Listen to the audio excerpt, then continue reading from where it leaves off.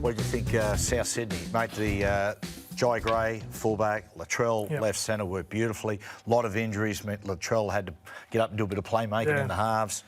It was, geez, I thought they were... I thought they were fantastic. They were one of the better wins, South. You know, with the carnage that came into their team, players out of position. Yeah, Sullivan came in with that show and go. Oh. Yeah, he did a good job.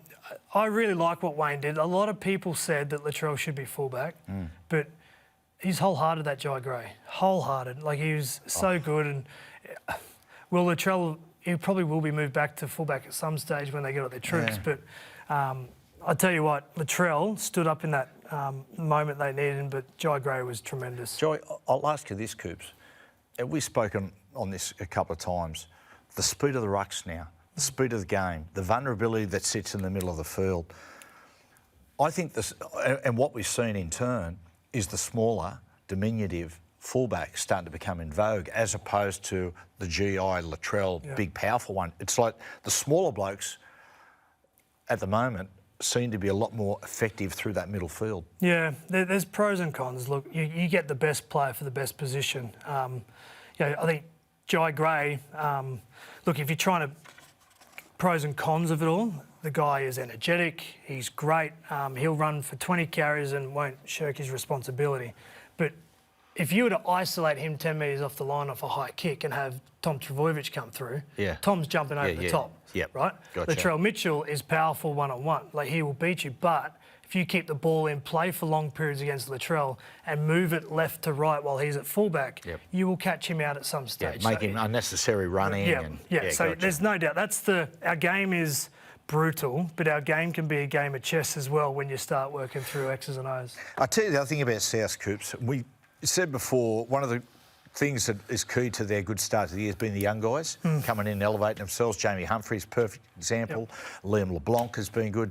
Tallis Duncan now is getting back to his best form. But a young bloke he brought, well, he's not so much a young guy, but a guy he brought from the Dolphins, Lachlan Hubner.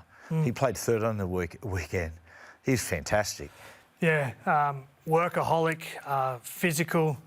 He's got that sort of...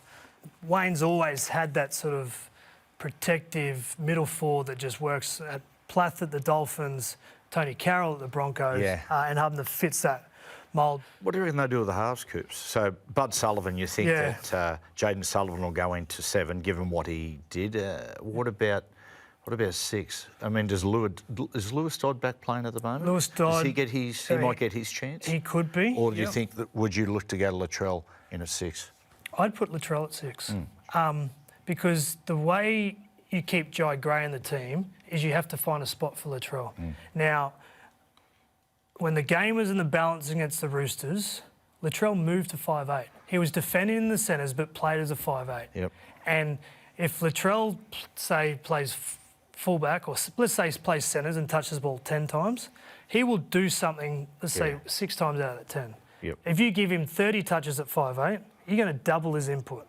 So I would move Latrell to 5'8". I think it's a good way of getting Latrell more responsibility, keeping Jai Gray in the team, and, you know, getting him to have an impact on the contest. We've spoken a lot about Dally Evans and the Melbourne, your old mob, mate, the Melbourne Storm were incredible. I thought, you know, they saved face at the end there, Manly, those 3 tries.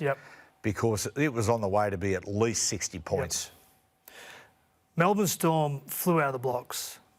Manly wrestled a little bit back, and then Melbourne just, with class, hit the accelerator. And we sort of said here with the DCE sort of noise and things like that, if I was a prospective buyer in this situation, sit back and see how this unfolds in 4 to 6 weeks. Manly played Parramatta, with all due respect to Parramatta. They weren't at the class of Melbourne, obvious. And we're going to find out if Daly's got the ability to handle what's going on personally, galvanise a group that we've said has the potential to be top 4 and win more games. They played at home, where they are a 10 to 12 point different team, and got beaten comprehensively. Got belted.